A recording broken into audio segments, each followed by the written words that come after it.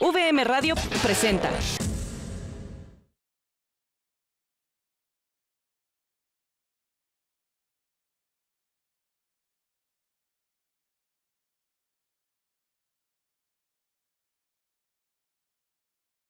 Estimados estudiantes y docentes que nos acompañan el día de hoy, buenos días. A nombre de nuestra rectora, la maestra Pilar Rivas Lozano, les damos la más cordial bienvenida a esta semana de integridad académica. Mi nombre es Pedro Piñón y estaremos compartiendo durante los siguientes minutos. El día de hoy tenemos una gran invitada. Estará con nosotros la doctora Citlali Ramos Baños compartiéndonos toda la experiencia acerca de la siguiente temática: comportamiento del docente ante la deshonestidad académica. Todo esto como una oportunidad de reflexión. Y quiero comentarles que la doctora Citlali Ramos Baños es maestra y especialista en tecnología educativa por parte de la Universidad Autónoma del Estado de Hidalgo, psicóloga por la misma universidad y actualmente es doctora en innovación en tecnología educativa por la Universidad Autónoma de Querétaro. Programa adscrito al Programa Nacional de Posgrados de Calidad CONACYT. Ha desarrollado una investigación titulada Propuesta de Intervención Educativa mediante el uso de las TIC para favorecer procesos de inclusión en el Centro de Internamiento de Adolescentes en Pachuca, Hidalgo. Cabe mencionar que la máxima distinción de esta investigación es que ha sido respaldada por un miembro de Cátedra de Educación en Prisiones de la UNESCO. La doctora Citlali se desempeña como tutora y apoyo de los coordinadores de posgrado en línea de la Universidad Autónoma del Estado de Hidalgo, de la maestría en tecnología educativa y maestría en gestión de instituciones educativas con la modalidad virtual. Desde el año 2012 hasta enero del 2019 ha sido profesora académica de psicología y enfermería del Instituto de Ciencias de la Salud. Y a partir del año 2018 ha sido miembro del Sistema Mexicano de Investigación en Psicología y del Observatorio Internacional de Educación en Prisiones. Ha realizado estancias de predoctorado en el Centro Interdisciplinario de Investigación y Docencia en Educación Técnica en el Instituto Tecnológico de Querétaro y en el Centro de Investigación de Educación Tecnológica Educativa. La doctora Citlali Ramos también ha realizado algunas publicaciones con el tema que vamos a estar trabajando el día de hoy. Sin más preámbulo, le cedemos el micrófono a la doctora Citlali Ramos para que nos comparta toda la experiencia referente a la temática que estaremos conversando durante el día de hoy. Adelante, doctora Citlali. Gracias, doctor Pedro. Gracias por la invitación a la Universidad del Valle de México. Pues iniciamos. Agradeceré puedan ayudarme. Muchas gracias. Bueno, pues bienvenidos, querido auditorio, a esta primera semana de la integridad académica, Rol VM. En esta ocasión voy a poderles compartir un poco sobre la temática de comportamiento del docente ante la deshonestidad académica como oportunidad de reflexión. Gracias. ¿Podrá, por favor? Gracias. Primero quiero iniciar con la conceptualización de la palabra deshonestidad. Siempre que hablamos sobre esta deshonestidad académica, esta cuestión de plagio y todo lo que podemos ver referente dentro de nuestro ambiente áulico, pues empezamos siempre con un valor universal que es la deshonestidad. La deshonestidad se ha conceptualizado o se ha mirado desde varias teorías sociológicas y también psicológicas, obviamente como la carencia, la falta de honestidad, es también algo no conforme a la razón ni a las ideas recibidas por buenas. De repente es algo incongruente que llegamos a cometer como seres humanos, como personas. También se le puede considerar como alguien descortés, alguien indecoroso.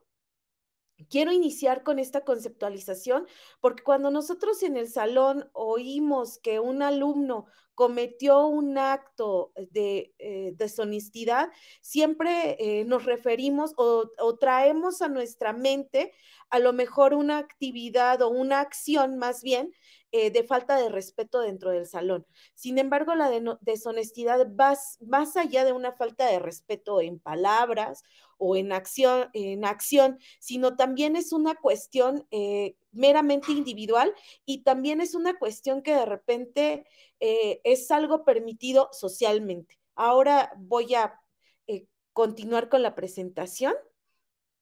Y bueno, lo primero que decimos, bueno, ¿y cómo se inicia la deshonestidad? O sea, ¿cómo podemos decir que el ser humano o el niño aprende esta cuestión de deshonestidad? Y bueno, pues no podemos dejar de referir que la deshonestidad obviamente se inicia con la familia, se inicia en este contexto social, y obviamente es toda esta desvinculación moral. Recordemos que la moralidad es hacer lo correcto, pero hacer lo correcto dentro de nuestro contexto social inmediato. Y dentro de ese contexto social inmediato, obviamente encontramos las instituciones educativas, las cuales nos proporcionan estos primeros elementos institucionalizados, sobre lo cual recae todas estas relaciones que hay dentro de esta sociedad, y hablamos dentro de esta sociedad iniciando con el primer núcleo social en el cual tenemos contacto, que es nuestra familia.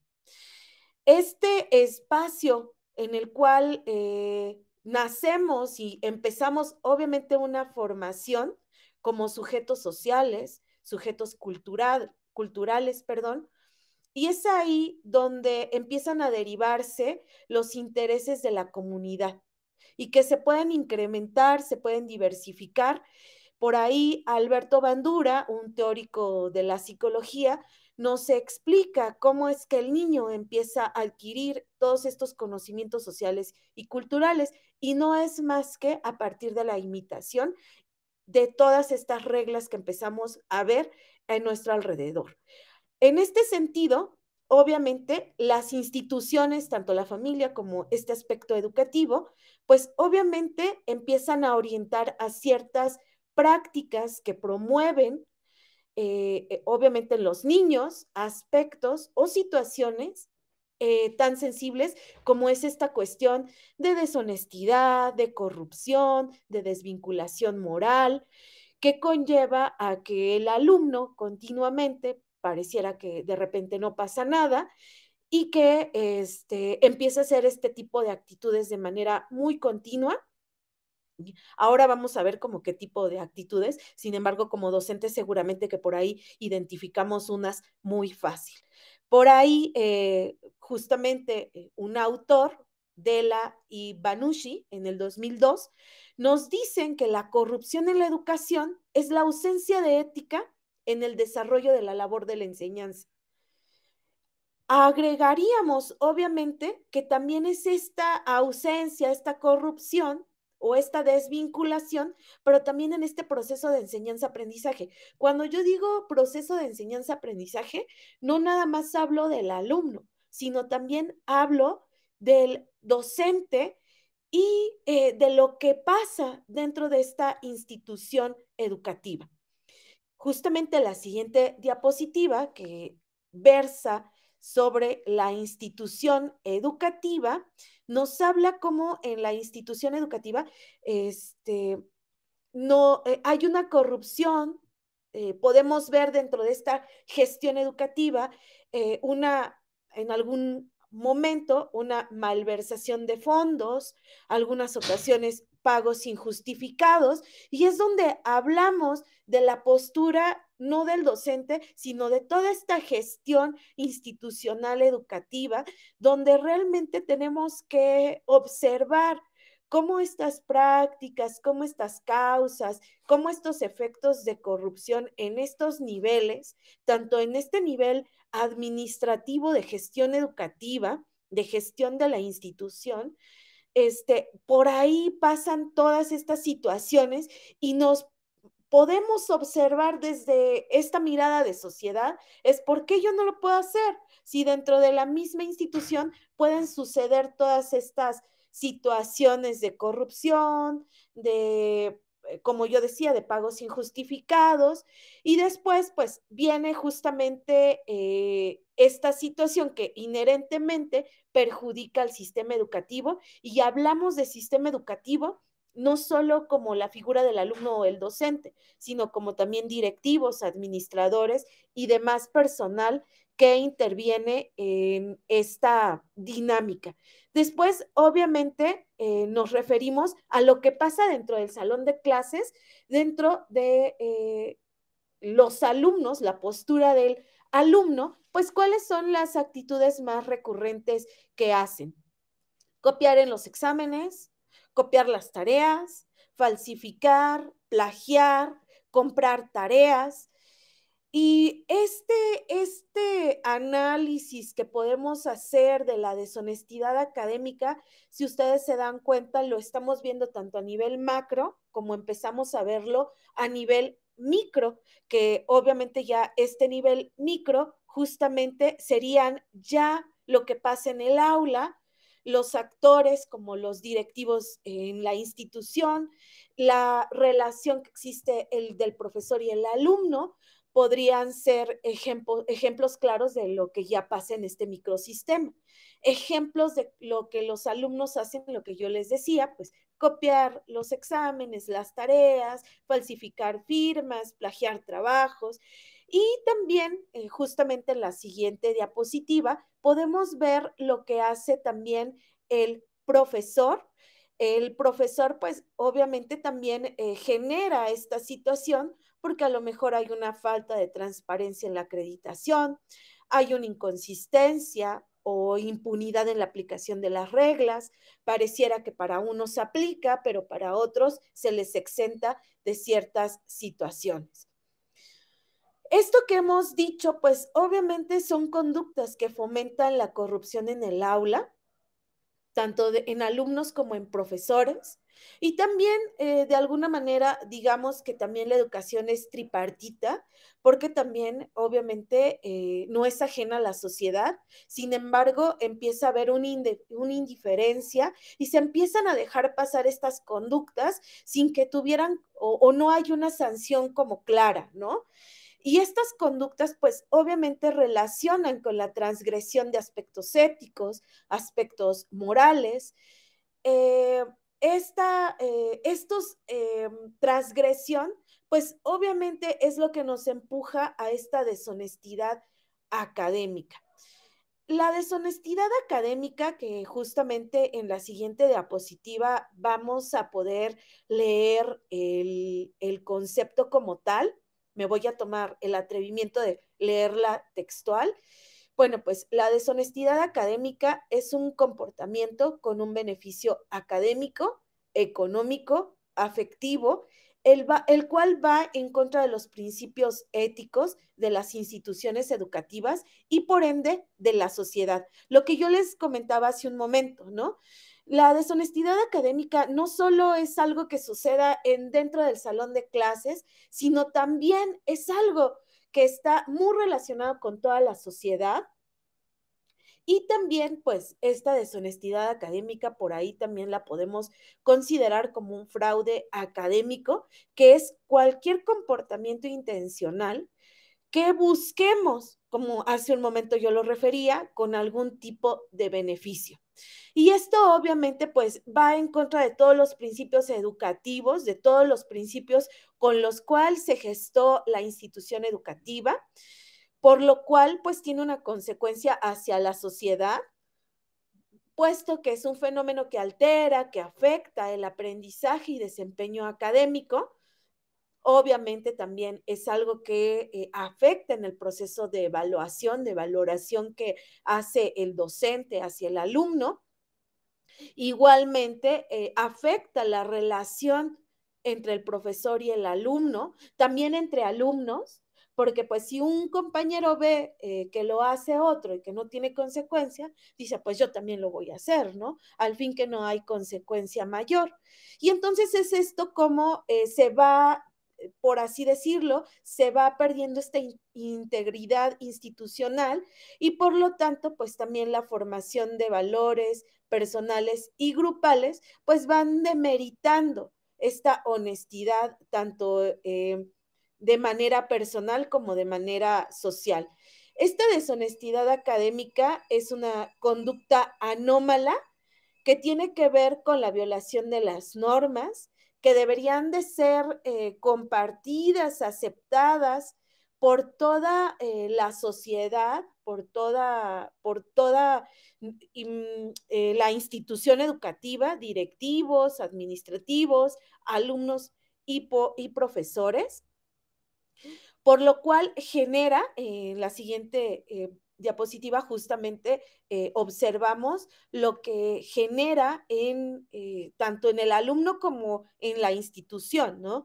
Pues obviamente que en primera persona en el alumno pues afecta el aprendizaje. También hay esta duda de si realmente la institución educativa tiene una integridad como tal y obviamente pues impide la formación de valores personales.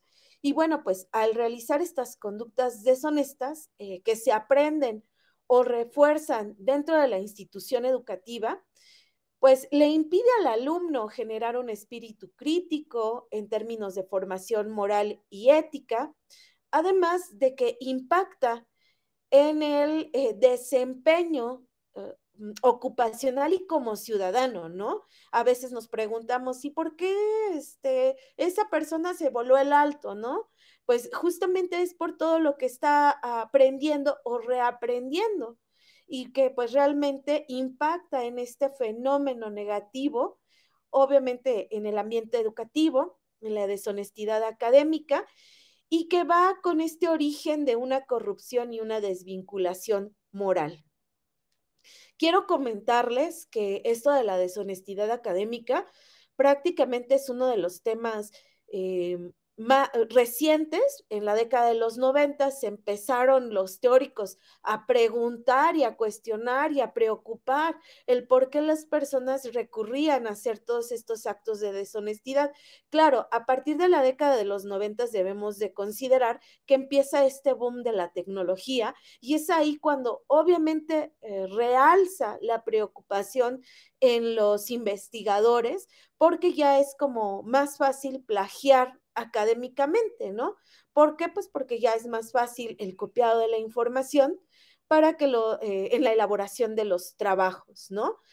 Y bueno, también otra cuestión de la deshonestidad académica tiene que ver con la falta de respeto de incorporar ciertas ideas, ciertos conceptos de algunos teóricos y que yo me lo apropio. Entonces, por ahí también tenemos que ser muy conscientes nosotros como docentes que tenemos que guiar correctamente al alumno para que si va a tomar alguna idea, pues sí, alguna idea, una cita, como nosotros lo conocemos, una cita textual, lo haga de manera correcta. Esto es, que referencie correctamente la cita y que lo ponga obviamente al final con las referencias. Eso de alguna manera nos empieza a hablar de cómo el alumno empieza a constituir correctamente un trabajo académico. En la siguiente diapositiva, justamente podemos ver las principales prácticas deshonestas. Y bueno, pues en lo que los docentes podemos observar más que hay estas principales prácticas, como hace un momento lo mencionaba, pues es en el examen, en el plagio de algunas actividades, en que a veces hasta los alumnos dan excusas falsas, ¿no? Es que no envié el trabajo porque mi perrito se murió y pues tuve que hacer esto, tuve que hacer lo otro, y ya con esa excusa falsa busca que se les pueda permitir el envío de la tarea o la recepción del trabajo. También esta cuestión de el fraude digital, la deshonestidad académica digital, que es a las que yo creo que más nos enfrentamos actualmente. Sabemos que todas estas conductas que acabo de mencionar son consideradas fraudulentas en el ámbito académico. Sin embargo, varían entre cada institución. Incluso también varía entre los mismos alumnos, porque, pues bueno, se puede decir que, por ejemplo, en el examen, si bien hay una deshonestidad en copiarle al compañero, en vez de, por ejemplo, ponerse a estudiar el alumno, pues también lo que yo les decía, ¿no? El plagio, las excusas falsas y la deshonestidad académica digital es la que más nos puede decir que esta deshonestidad nos puede hablar más como campo de una variedad de comportamientos fraudulentos relacionados dentro del salón de clase. Por ahí los teóricos Rakowski y Levy hicieron un estudio donde ellos decían cómo hay como cierta complicidad en los alumnos de dejarse copiar y pasar el examen, ¿no? Y además, los alumnos en esta investigación que estos teóricos hacen, lo referían como una conducta de menor seriedad, como algo que no pasaba nada, como que era una cuestión de culpabilidad asumida, pero que no pasaba nada, ¿no? Entonces, ya psicológicamente podemos observar que es algo que está acomodado y es algo como común que no, pareciera que no pasa nada, ¿no? Bueno, pues esta situación obviamente es lo que pasaba en el salón de clases, sin embargo, como yo les decía hace un momento, pues ha aumentado por la facilidad que ahora tenemos para podernos conectar al Internet y poder bajar la información y literal, a veces los alumnos lo que hacen es copian un texto y lo pegan en el documento, no citan correctamente la fuente bibliográfica. Esta deshonestidad digital, pues yo creo que es lo que actualmente más nos ocupa como docentes, porque es lo que más estamos viviendo más aún a partir de la pandemia, que se hizo más el uso de los medios digitales. Y bueno, pues esta deshonestidad académica digital, en vez de disminuir, pues nos alarma el hecho de que vaya en aumento, ¿no? ¿Y por qué va en aumento? Pues porque para nosotros como docentes de repente es complicado darnos cuenta de quién sí lo plagió o a lo mejor tiene una idea el alumno donde redacta una oración o un enunciado largo y la otra parte ya la extrajo de alguna parte pues, de todos los artículos que encontramos en la red. Esta deshonestidad académica digital, pues nos hace pensarnos, cuestionar que a pesar de que estas TIC nos han dado un innumerable posibilidades y ventajas, pues también ha facilitado obviamente estos actos académicos deshonestos. Y obviamente, pues el copiar y pegar también se incluye en una categoría al no orientar correctamente a los alumnos del uso adecuado de celulares, de cómo deben de buscar la información, cómo la pueden referenciar. Y entonces estas conductas empiezan a ser como más constantes. Y bueno, pues muchos teóricos a partir de este boom de la tecnología se han estado dando a la tarea de investigar por qué lo lleva al alumno a hacer todos estos actos de deshonestidad, pero además de estudiar por qué lo hace el alumno, también estudiar o investigar cuál es la práctica que el docente debe de tomar o qué actitud debe de tomar ante esta situación y qué es lo mejor para hacer para conducir de manera correcta a nuestro alumno, porque no nada más se queda en esta deshonestidad académica, sino estamos viendo que esta deshonestidad académica impacta en la sociedad como actos morales o actos éticos en los cuales no pasa nada y las cosas siguen, pareciera que igual, ¿no? Ante esto, pues obviamente hay causas, esas causas, como lo indica en la diapositiva, esas causas son individuales. En la siguiente diapositiva es ahí justamente estas posibles causas individuales. ¿Por qué? Porque inicio conmigo este acto de deshonestidad académica, pero también estoy dentro de este contexto social donde es permisivo, donde no hay un alto o no hay una orientación correcta para que el alumno deje de hacerlo. Y también, pues, hay esta cuestión socioinstitucional. Si pasa dentro del ambiente áulico, obviamente llegará a pasar en el ambiente familiar, obviamente no con esta deshonestidad académica, pero si, por ejemplo, yo soy niña, voy en el carro con mi papá, veo que mi papá se pasa el alto, empiezo a aprender que eso está bien y luego se me acerca la patrulla o el policía y me cuestiona de que me pasé un alto y le doy un soborno, pues empiezo con esta parte de la corrupción. Y esa corrupción, si bien inicia desde el ambiente familiar, en este contexto social, pues sin lugar a dudas va a transgredir en el ambiente áulico y sin considerar además que la cuestión se torna aún más grave porque el niño no se va a quedar niño, va a llegar un momento donde va a ser ciudadano y se le va a hacer totalmente normal tener este tipo de actitudes dentro de la sociedad. Y bueno, pues estas actitudes, dentro de todas estas causas de deshonestidad, es, se ha considerado que el alumno, como lo podemos observar en la diapositiva, el alumno que llega a cometer estos actos de deshonestidad, pues son, por ejemplo, algunas causas que se les hace muy fácil. Por favor, ¿podría pasar a la siguiente diapositiva? Gracias.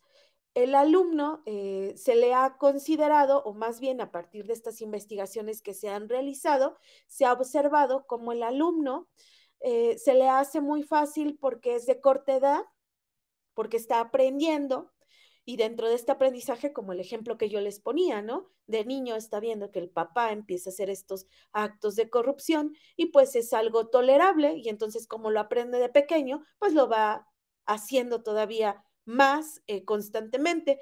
También el alumno en algún momento se preocupa por esta cuestión de su bajo promedio, de su bajo rendimiento académico y bueno, pues también esta condición favorece a esta situación, el alumno por querer mejorar su calificación, pues obviamente quiere copiar, quiere pasar la materia y pues no le queda de otra que ponerse a copiar del compañero, copiar o pegar de algún documento y mandar así un trabajo académico.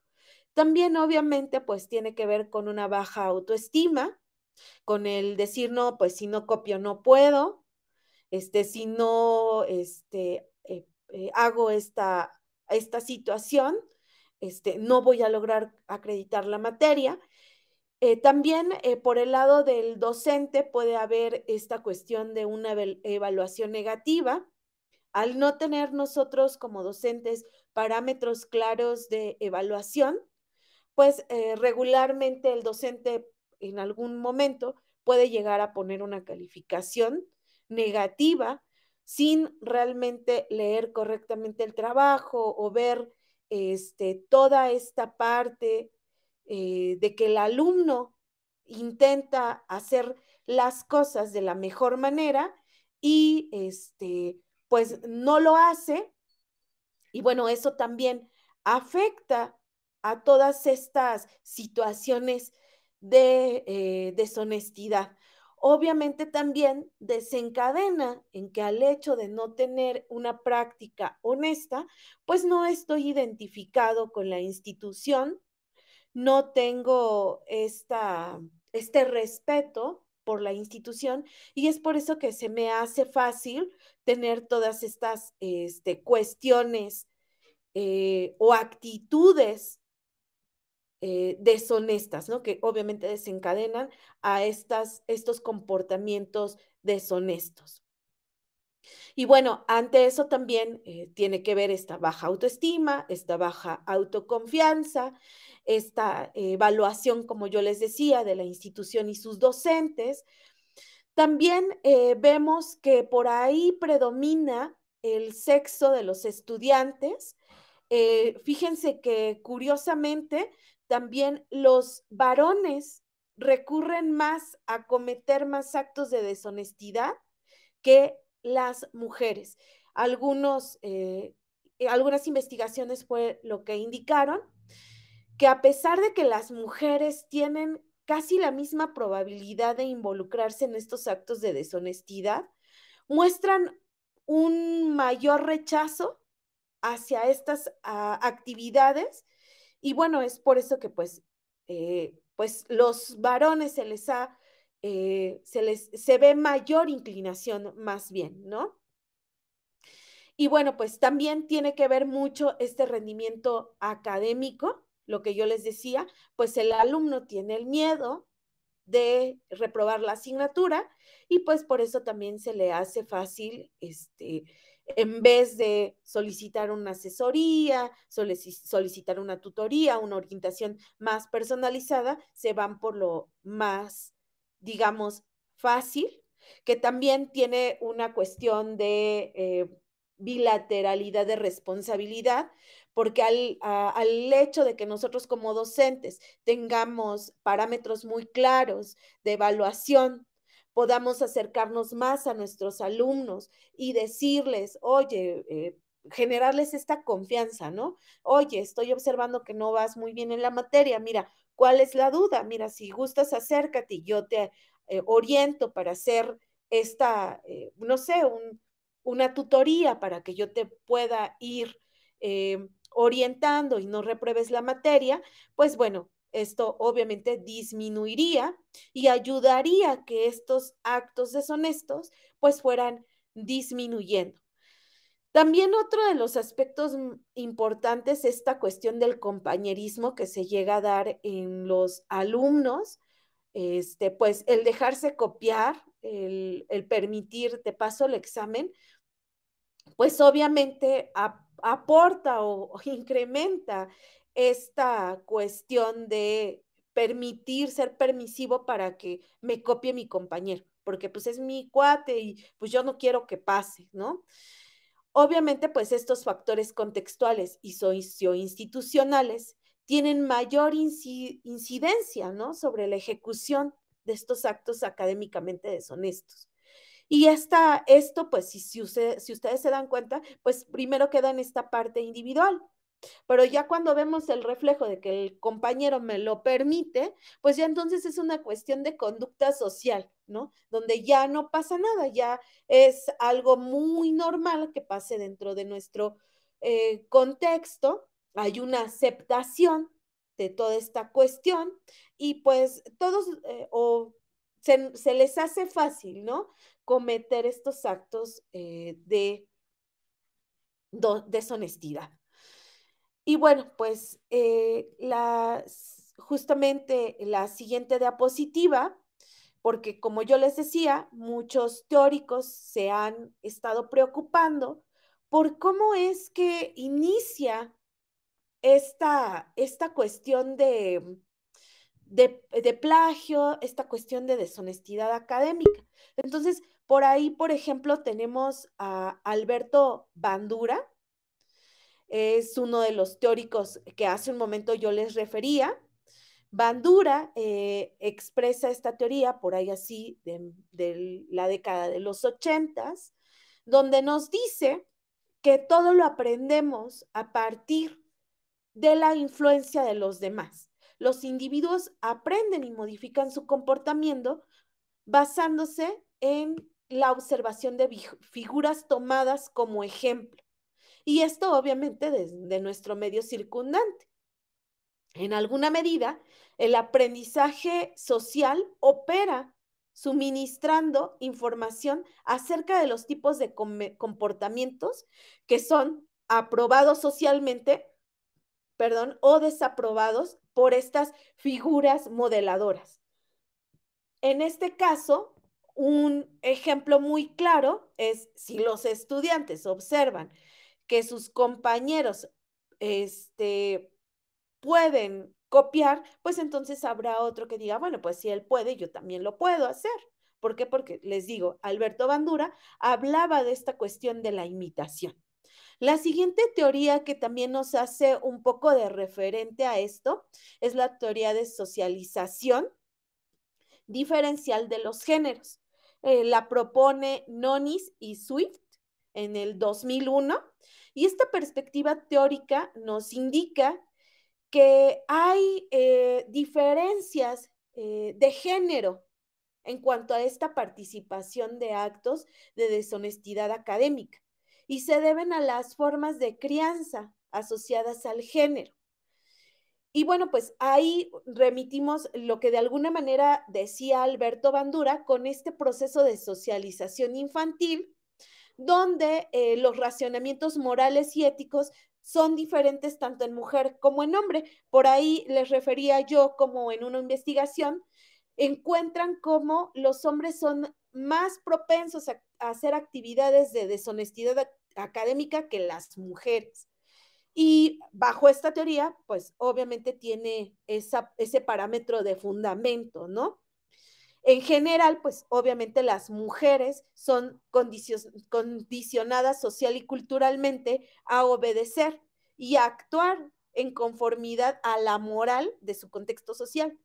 Y obviamente pues tienen un rol más pasivo en comparación con los hombres, ¿no? Por eso entonces es que las mujeres serían menos propensas a hacer algún acto de deshonestidad. No quiero decir que no lo hacemos, ¿no? Como mujeres, sino hay menor tendencia bajo este constructo social. La siguiente teoría es la teoría de la desviación, que por ahí no la postula Blank-Ship en el año 2000. Y bueno, esta teoría de la desviación prevé elementos para considerar que el fraude académico es un componente de un patrón más amplio de comportamientos desviados. O sea, es algo que es como más recurrente y que ese acto de deshonestidad nos lleva a más consecuencias y que además esa persona pues es más fácil que haga estos actos de deshonestidad. Y desde esta perspectiva, la honestidad y la deshonestidad constituyen dimensiones de alguna manera estables del comportamiento. ¿Por qué? Porque es una cuestión lineal conceptualmente, donde obviamente se van viendo la relación en esta deshonestidad académica y el comportamiento que está teniendo el ser humano, o en este caso el individuo, dentro de este contexto. Ejemplo, cuando sucede en la escuela un robo, pues obviamente eso también tiene que ver con un acto de deshonestidad. Si no bien a copiar y plagiar, si mi compañero me está pasando el examen y le estoy robando, pues finalmente es una deshonestidad social, un sabotaje, un uso indebido de información, uso indebido hasta a veces de los recursos que hay, ¿no? Y todo esto se va manifestando en comportamientos contraproductivos en el ámbito educativo. Esta problemática, pues obviamente, si nos damos cuenta, excede el ámbito áulico y el ámbito de la institución educativa, porque si bien el alumno que ahora estamos formando, pronto va a tener que ser servidor público, va a tener que estar en un ambiente laboral donde si en la escuela pudo hacer estos actos de deshonestidad, le va a ser muy fácil también transgreder en su ámbito laboral. En la siguiente diapositiva vemos otras teorías como la teoría actitudinal. Esta teoría actitudinal que la escribe, la redacta Hirschi y Goff Drenson en 1990, habla y manifiesta de cómo podemos explicar estos actos de deshonestidad con la cuestión de una falta de autocontrol, o sea, esto es de manera individual, esta oportunidad percibida y de interacción obviamente constituyen elementos muy importantes. Yo observo cómo interactúa el ser humano dentro de este espacio y puedo prever que va a tener lo que justamente la otra teoría decía, ¿no? Como si le es fácil copiar y pegar o copiar el examen del compañero, le va a ser también fácil hacer una transgresión mayor de un acto delictivo. ¿Por qué? Porque no hay este autocontrol, no hay esta medida ética, no hay esta medida moral. Y bueno, es ahí cuando las actitudes ya empiezan a tener un resultado de comportamiento aún más grave. Y obviamente, pues es ahí donde nosotros como docentes debemos de intervenir y debemos de orientar al alumno a por qué no es prudente que el alumno haga estos actos de deshonestidad académica. La siguiente teoría es la teoría motivacional y obviamente esta teoría postula que muchos de los factores individuales y contextuales pueden marcarse desde esta perspectiva motivacional, porque el alumno finalmente tiene la decisión de si hacerlo o no hacerlo, o sea, ser parte de esta deshonestidad académica o no, no lo quiero hacer. ¿Por qué? Porque no está dentro de mis parámetros éticos y morales, ¿no? Y entonces ahí es donde la persona llega a poderse plantear, si yo cometo este acto de deshonestidad, ¿cuál sería mi objetivo? ¿Qué consecuencias yo podría tener? ¿Y cómo puedo hacer esto? Estos planteamientos no se los hace previo, ¿no? Sino ya cuando hay una conciencia mayor de decir, bueno, tomo la decisión pese a la situación o la circunstancia que pueda suceder. Y por último tenemos a la teoría del desarrollo moral, postulada por Austin en el año 2005, donde él retoma algunos teóricos como Piaget, Erikson, para poder dar una conceptualización, dar digamos, un parámetro de por qué en el desarrollo moral del individuo pasan este proceso de deshonestidad, o sea, preguntándose, ¿es normal porque hay una maduración en el ser humano? Y entonces se remite a que de alguna manera el niño, si bien en el desarrollo de él, sí hay una imitación, pero llega a un punto donde él decide si se enrola en estos comportamientos de deshonestidad académica, si es algo normativo, necesario, o él puede decir, no, yo tengo este límite de comportamiento moral y yo no me gusta tener este comportamiento de manera deshonesta. Y es ahí cuando ya hay una cuestión de conciencia y de comprensión de la conducta moral. De este modo, pues en parte, nosotros como educadores debemos de, vuelvo a reiterar, socializar, de involucrar estos límites de honestidad en favor de este desarrollo en sentido de la moralidad. Bien, pues prácticamente era lo que yo quería compartir con ustedes en esta mañana. Devuelvo la palabra al doctor Pedro. Doctora Citlali, pues muchas gracias por toda esta información tan interesante que nos acaba de compartir, tanto a los docentes como estudiantes que están el día de hoy acompañándonos.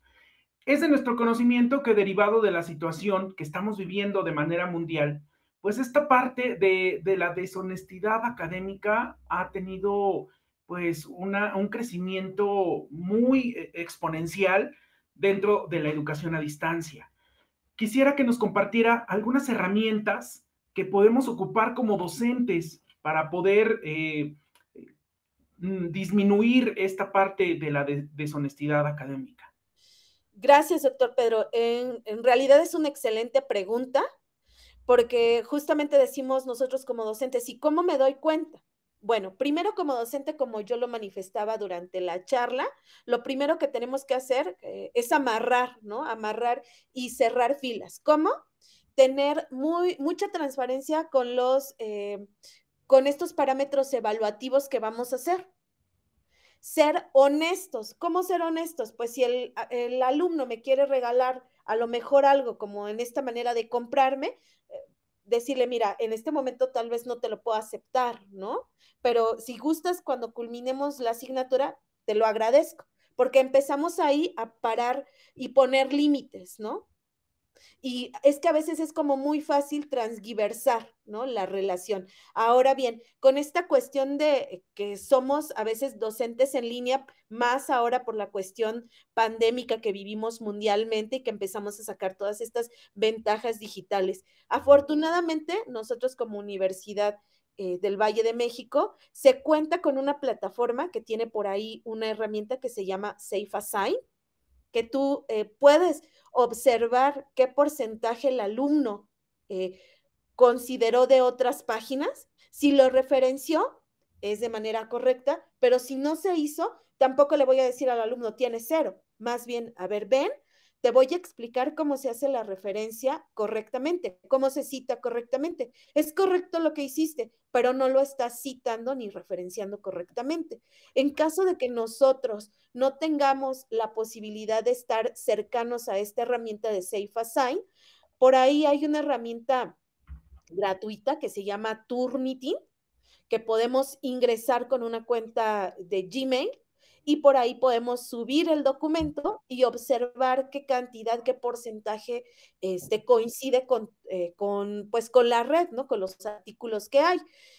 Quiero decirles que mucho cabe de nosotros como docentes el hecho de que el alumno vaya disminuyendo de estas prácticas, siempre, reitero, con transparencia desde nosotros.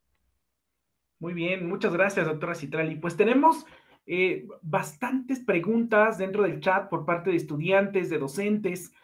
Por aquí nos preguntan los estudiantes, ¿cómo puedo mejorar mis trabajos? ¿Por dónde empiezo? Muy buena pregunta. Bueno, primero que nada, yo creo que ya eso habla de un primer paso, que es el compromiso de parte del alumno, ¿no? El hecho de que se preocupe de cómo puedo mejorar mis trabajos. Yo puedo sugerir que no se vayan, por ejemplo, a espacios, a sitios web como Wikipedia, como monografías. Sí, te pueden dar un referente de un concepto, así como, ay, no sé qué significa esta palabra, me remito como un contexto cultural amplio, pero si yo quiero ser como más preciso para mejorar mis trabajos, tratemos de buscar en sitios más fidedignos, que tengan más un régimen de investigación académica. Ejemplo, CONRICIT, que es de CONACYT. CONRICIT es un sitio donde alberga todas las revistas indexadas en las cuales yo voy a encontrar puramente artículos de altamente calificados de investigación, donde han sido valorados por paraciegas, donde hay todo un proceso de valoración para ver que realmente sean documentos justamente que no tengan plagio, ¿no? Que sean de actividad intelectual y que sean el resultado de investigaciones que realmente aportaron al estado del conocimiento. Otra cosa, el alumno que decía, ¿cómo le hago para mejorar mis trabajos en caso de que tenga algunas inquietudes? Pues yo siempre sugiero que se acompañe del docente. Hoy, profe, maestro, doctor, tengo esta duda, ¿me puede orientar? Y yo creo que de esa manera también vamos nosotros como docentes acompañando al alumno y mejorar esta práctica de enseñanza-aprendizaje que pasa también en el ambiente áulico, pero que también por esta tecnología de la información y la comunicación nos es muy fácil, porque ahora la educación es ubicua, en cualquier lugar la tienes, pero creo que también tenemos que seguir orientando, que esa es nuestra labor ahora. Muchas gracias, doctora Citlali. Finalmente, quisiera que nos compartiera cuáles son las acciones que podemos tomar para disminuir este fenómeno desde la Rectoría Online de UVM. Creo que el acompañamiento del docente hacia el alumno es una de las cuestiones más importantes. A lo mejor ir ofreciendo algunos talleres de, por ejemplo, citar correctamente, literalmente redacción, sean artículos de investigación o no sean artículos de investigación. A mí, en mi experiencia, me ha tocado ver que de repente los alumnos tienen confusión en cómo se redacta un ensayo, cuáles son los elementos de un ensayo, qué se diferencia de una síntesis, de un análisis o hasta mismo de un proyecto, ¿no? De una investigación como tal. Entonces creo que desde la rectoría se podrían ir haciendo ese tipo de labores que obviamente sumarían mucho a esta producción académica y científica, además. Doctora Citlali, pues muchas gracias por las recomendaciones. Estimados estudiantes y docentes que nos están escuchando y viendo el día de hoy, recuerden que por ahí en la plataforma tenemos también toda la información acerca del GYM académico, en donde podrán tener acceso a algunas sesiones en donde estaremos hablando sobre el formato APA, cómo trabajar con tu proyecto integrador y todas esas recomendaciones que nos acaba de compartir la doctora Citlali. Doctora, pues no me resta más que agradecerle infinitamente su participación el día de hoy, todos esos comentarios que los dio a nuestros estudiantes y docentes que el día de hoy nos estuvieron escuchando y viendo. Muchas gracias nuevamente y que tenga excelente semana. Muchas gracias. Gracias, doctor. Hasta luego.